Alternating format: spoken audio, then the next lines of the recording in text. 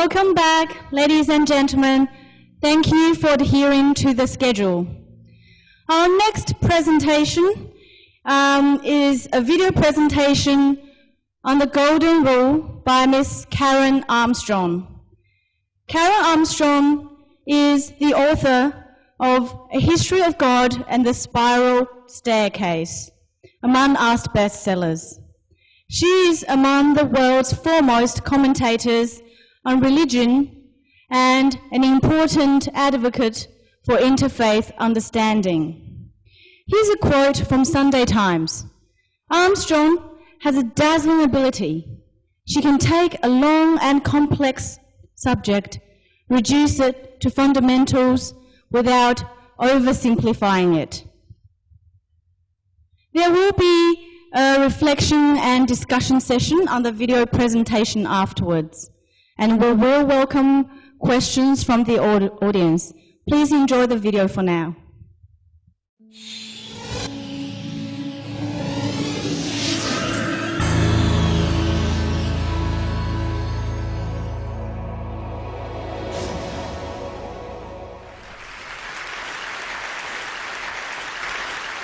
For years, I've been feeling frustrated because as a religious historian, I've become acutely aware of the centrality of compassion in all the major world faiths.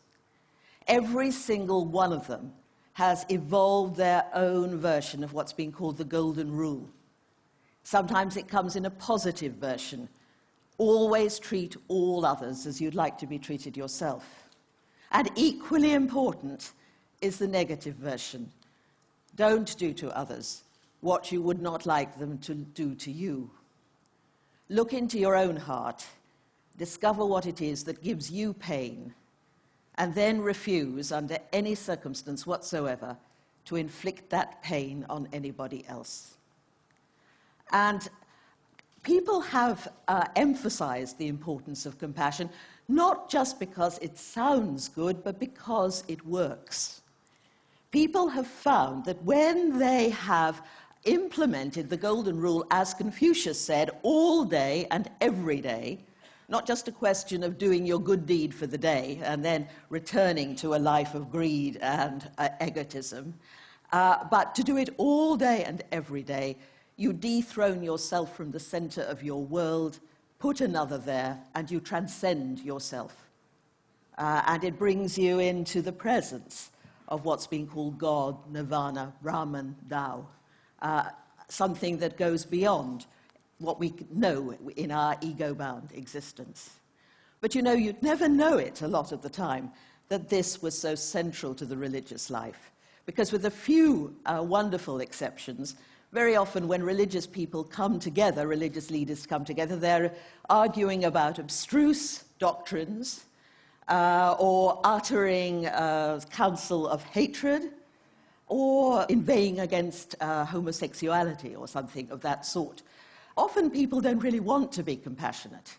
I sometimes see when I'm speaking to a congregation of religious people a sort of mutinous expression crossing their faces, because people often want to be right instead.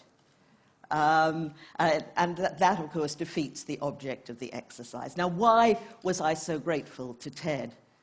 Because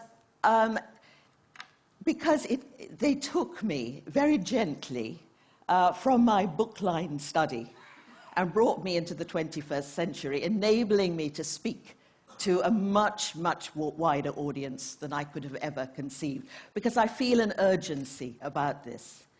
If we don't manage to implement the Golden Rule globally, so that we treat all peoples, wherever and whoever they may be, as though they were as important as ourselves, I doubt that we'll have a viable world to hand on to the next generation. The task of our time, one of the great tasks of our time, is to build a global society, as I said, where people can live together in peace. And the religions that should be making a major contribution are instead seen as part of the problem.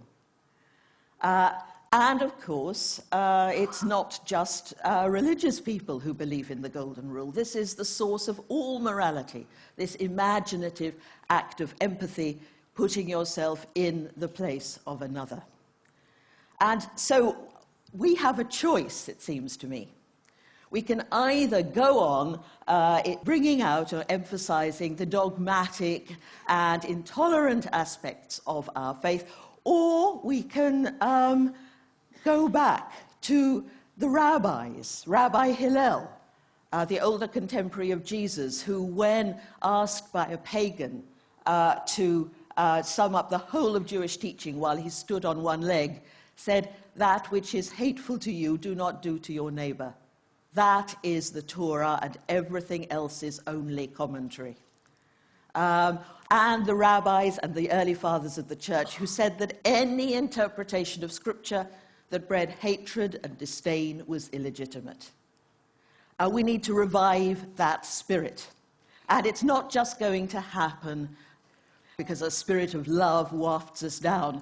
We have to make this happen, and we can do it with the modern communications that TED has introduced. Already, I've been tremendously heartened at the response of all our partners. In Singapore, we have a group are going to use the Charter to heal divisions recently that have sprung up in Singaporean society, and some members of the parliament want to implement it politically. In Malaysia, there's going to be an art exhibition in which leading artists are going to be taking young people, and showing them that compassion also lies at the root of all art. Throughout Europe, the Muslim communities are holding events and discussions discussing the centrality of compassion in Islam and in all faiths. But it can't stop there. It can't stop with the launch. Religious teaching, this is where we've gone so wrong, concentrating solely on believing abstruse doctrines. Religious teaching must always lead to action. And I intend to work on this till my dying day. And I want to continue with our partners to do two things: educate and stimulate compassionate thinking. Education, because we've so dropped out of compassion. People often think it simply means feeling sorry for somebody. But of course, you don't understand compassion if you're just going to think about it. You also have to do it. I want them to get the media involved, because the media are crucial in helping to dissolve some of the stereotypical views we have of other people, which are dividing us from one another. Same applies to educators. I'd like youth to get a sense of the dynamism, the dynamic and challenge of a compassionate lifestyle, and also see that it demands acute intelligence, not just a gooey feeling. I'd like to call upon scholars to explore the compassionate theme in their own and in other people's traditions, and perhaps above all, to encourage a sensitivity about uncompassionate speaking, so that because people have this charter, whatever their beliefs or lack of them, they feel empowered to challenge uncompassionate speech, disdainful remarks from their religious leaders, their political leaders, from the captains of industry. Because we can change the world. We have the ability. I would never have thought of putting the charter online. I was still stuck in the old world of a whole bunch of boffins sitting together in a room and issuing yet another arcane statement. And TED introduced me to a whole new way of thinking and presenting ideas, because that's what is so wonderful about TED. In this room, all this expertise, if we joined it all together, we can change the world. And of course, the problems sometimes seem insuperable. But I'd just like to finish at the end with a reference to a British author, an Oxford author, whom I don't quote very often, C.S. Lewis. But he wrote one thing that stuck in my mind ever since I read it when I was a schoolgirl. It's in his book, The Four Loves. He said that he distinguished between erotic love, when two people gaze spellbound into each other's eyes. And then he compared that to friendship, when two people stand side by side, as it were, shoulder to shoulder, with their eyes fixed on a common goal. We don't have to fall in love with each other, but we can become friends.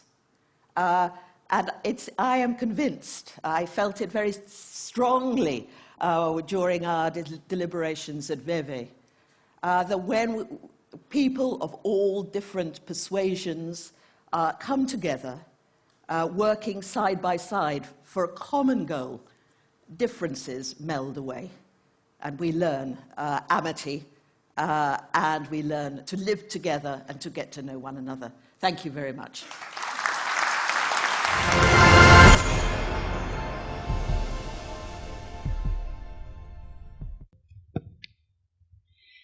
Now it is time for some reflection and discussion on the video presentation. Please allow me to introduce the chairman for this session, Mr. Narinderpal Singh Bhalla. Narinderpal Singh Bhalla was born in India in an area which is now in Pakistan, and became a refugee when he was a little over 1 year old.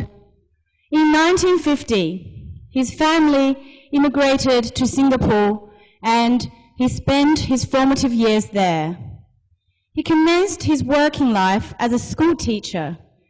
Finding this career a little restrictive, he resigned from this noble profession and enlisted in the Singapore Armed Forces.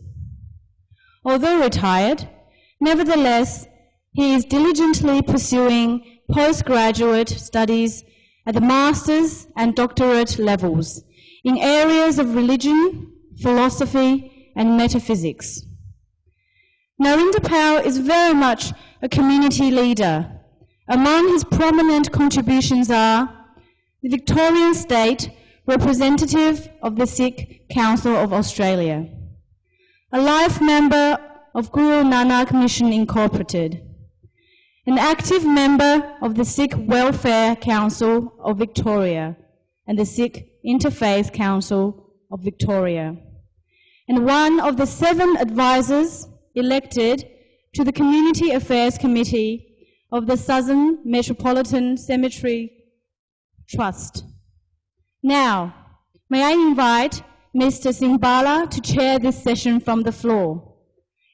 May we welcome Mr. Singh Bhalla. Good morning, everyone. It's Narinderpal Singh again. I'm like a bad penny that keeps reappearing. Yes, definitely.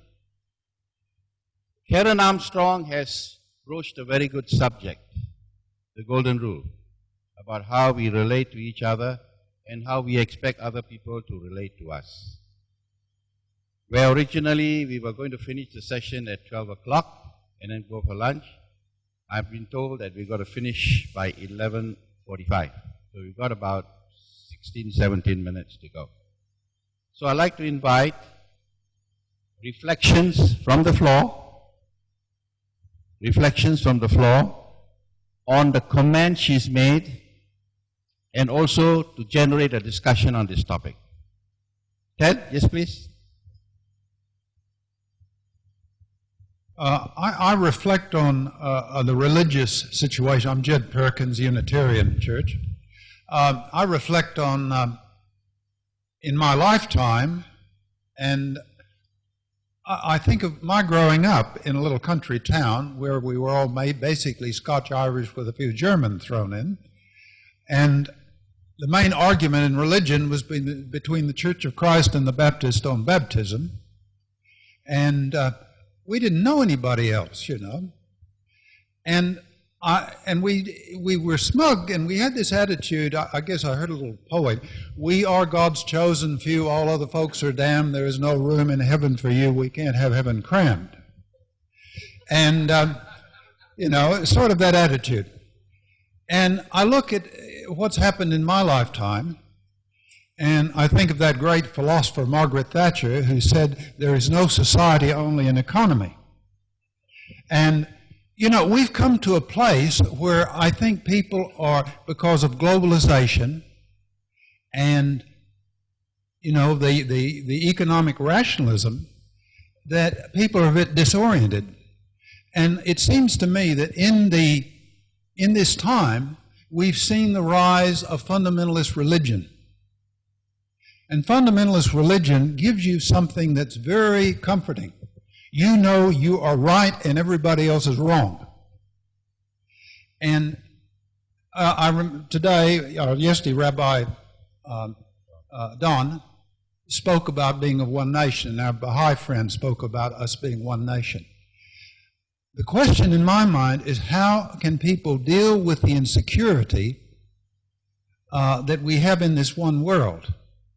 Because, let's face it, fundamentalism, a religion that's right and everybody else is wrong, gives the human being a lot of smugness and comfort, and we do like smugness and comfort.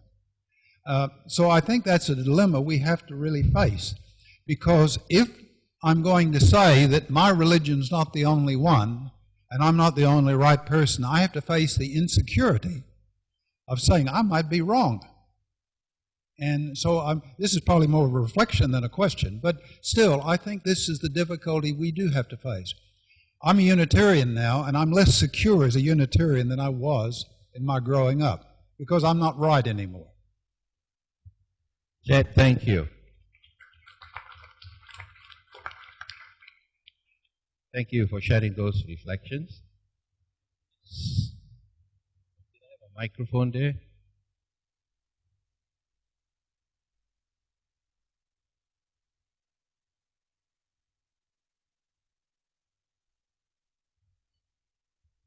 Hi everyone. In the video presentation, Karen Armstrong suggests that we always need to challenge uncompassionate speech, and obviously most of us would agree with that. But in real life practice, sometimes it's hard to be discerning on when to take up those challenges and when we need to walk away from those challenges. Is there ever a time we should walk away from those challenges, when there's time restrictions, where there's inappropriate forum to do so? And how do we discern when we don't address uncompassionate speech and when we go to battle for that? Thanks. Would anyone like to add to that? Share with us your thoughts. Some years ago, I joined a church discussion group discussing faith and related matters, and I made the remark at the very beginning of that, almost, that I felt that compassion was the heart of the whole matter. And I was surprised that several people who have been stalwarts of the church for many years disagreed with me. They said the heart was belief in God. Now, I would suggest that with some people, God gets in the way. Is there any comment on that?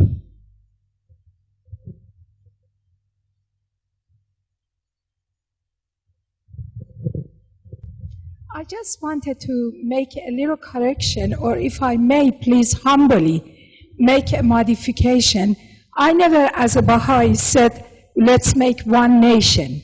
Actually, this is totally against the ideology of the Baha'i faith. I said we are one species, and that is human species, and the whole earth is our homeland. In fact, the idea of nationality is not condemned in the Baha'i faith, but we have been encouraged to look beyond that, to feel ourselves as a member of humanity. And I firmly believe if we all think like that, all these insecurities will go away. You know, if I feel instead of my little salvation, think about the salvation of humanity. As it was said, if I think what is good for me, it should be good for my neighbor, for my friend, for my relative, for everybody in the world, then all these insecurities will go away. We should shift our way of thinking. And we have been insecure because this is my little home, this is my little, but we got to think. In fact, this is emphatically said in the Baha'i ideology that, as I said, please, and I reiterate if you don't mind, my salvation is important, but the salvation of the entire humanity, mankind, is more important. So please, with absolute humility, Jake, I wanted to say that's not what I said, and I don't like to be portrayed as that. Thank you. Thank you very much. Can I bring the discussion back to Karen Armstrong? She talked about the golden rule and compassion and how we relate to each other so that we get treated the same way we expect other people to treat us. So if anybody has got any thoughts on that.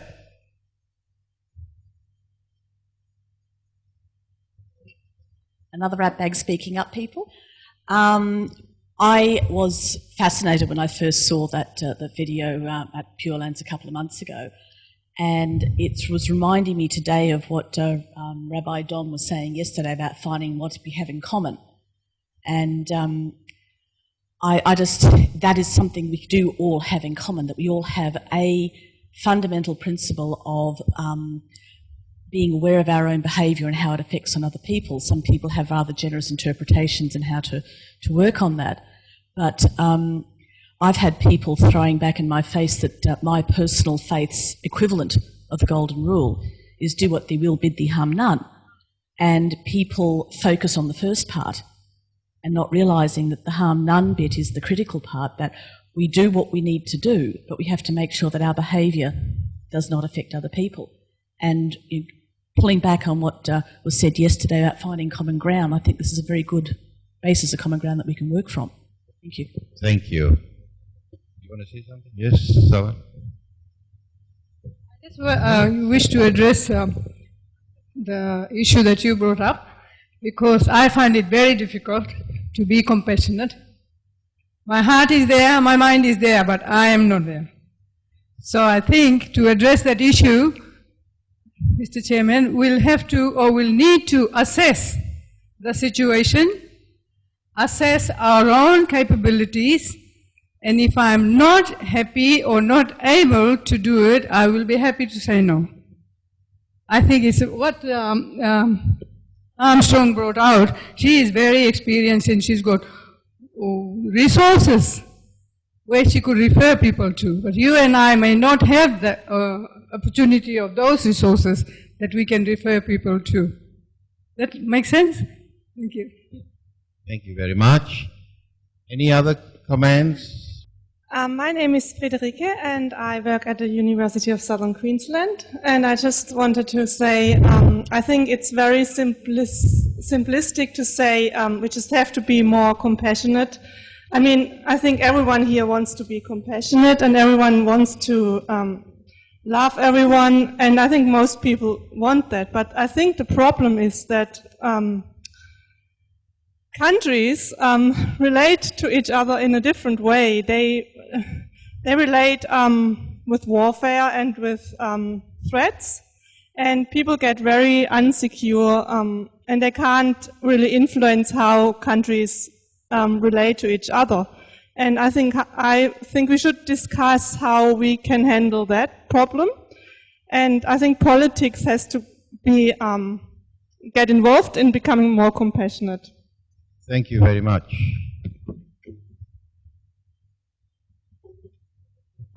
Good morning. My name is Anya. I've listened to other people's comments, and they say it is very simple. Well, in a way it is, but it takes practice to be compassionate and to observe the Golden Rule. I think the first thing to recognise is that we are all different, and we can look at another person and see something in them that does not agree with us, and we can decide to accept that person with that difference. And that, I think, is the basis of the Golden Rule, in accepting people, not being blind to the differences, but accepting the difference, seeing it and accepting it, and not trying to change it, but just accepting the person as they are. Very well put. Thank you.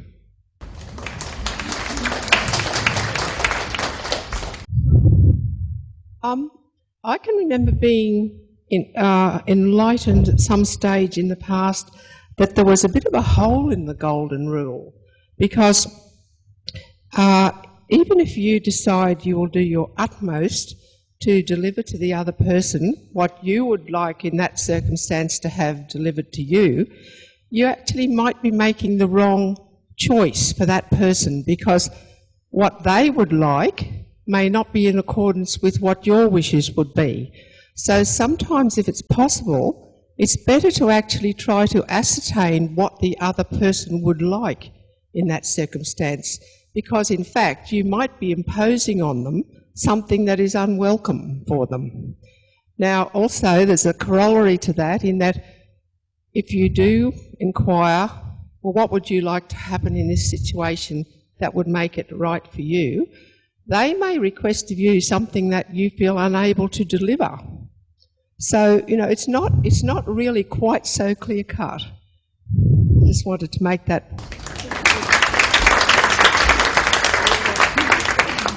I think we can all agree on one thing.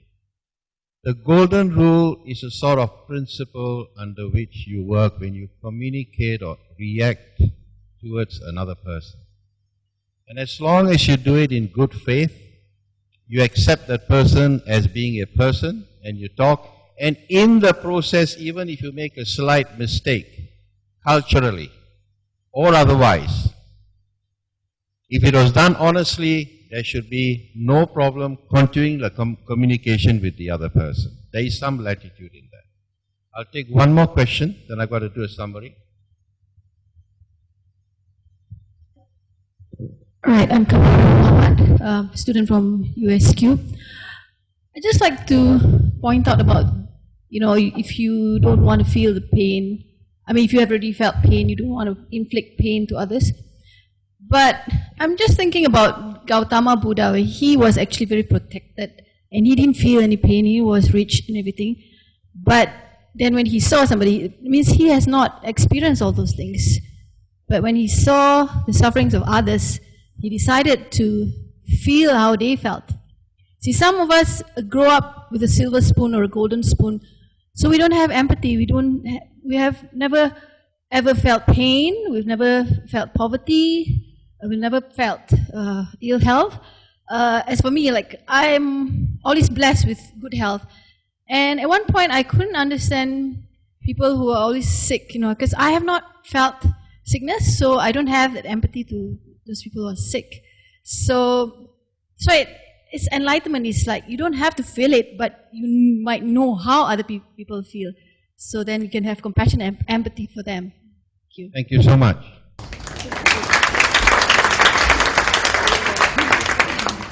Thank you. Thank you. What I was actually going to say was that I think she made a good point. She said the religions who should be making a major contribution are instead seen as part of the problem. And she made a distinction between doctrines and teachings, saying that we spend too much time on doctrine and not enough on teachings, because sometimes they're actually two different things. And that meant that we needed to go back and look into ourselves and look into our own doctrines personally. Because if you looked at your own teachings personally, because if you looked at them, you would find the golden rule exists in everyone. And when you came to that, it would be easier, because you weren't going just with what the church or synagogue or so forth was trying to tell you that you should do.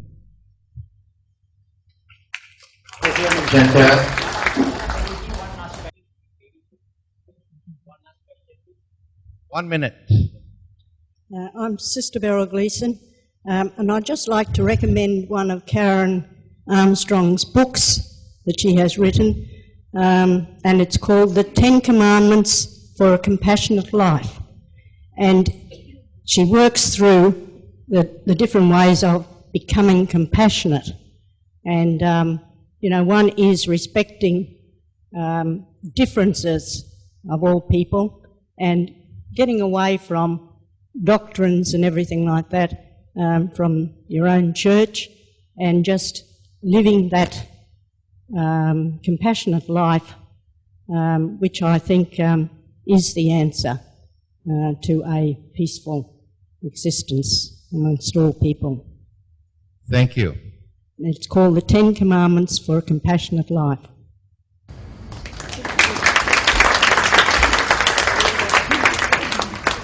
I would like to thank each and every one, those of you who've listened very attentively and those who've contributed towards the reflections and the discussion. Her talk that she presented, Karen Armstrong, was basically out of a book by C.S. Lewis called The Four Loves. And I'll give you the 4 loves that she talked about. Storge, which is affection. Phileo, which is friendship. Eros, which is romance. And agape, which is unconditional love. And with that, I say thank you very much, and it's time for the next part of the program.